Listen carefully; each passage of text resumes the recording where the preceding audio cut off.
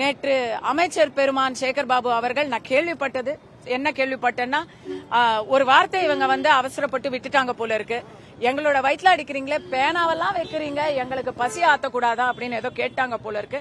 தவறுதான், அது ஒரு தேவையில்லாத சொல்லுன்னு கூட நம்ம நினைக்கலாம். ஆனா ஆத்மார்த்தமா சொல்றேன், கலைஞர் கருணாநிதி ஐயாவையும் அவரின் நினைவையும் போற்ற வேண்டும், மரியாதை செலுத்த வேண்டும் என்றால் ஏழையின் கண்ணீரில் இறைவனை காண்கிறேன் சொன்ன அண்ணாவின் கனவை நிறைவேற்றும் என்றால் இங்க போராடுகிறவங்களுக்கு நியாயமாக அவங்களுக்கு உரித்தான அந்த ஒரு சம்பளம், வேலை வாய்ப்பு, பர்மனன்ட் இதையெல்லாம் கொடுக்கறதை தவிர வேற ஏதாவது சிறந்த ஒரு வழி இருக்கா?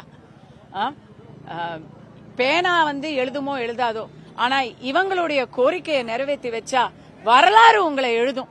அதுக்காக நான் சிரம் தாழ்த்தி கரம் கூப்பி கோரிக்கை கேட்டுக்கிறேன்.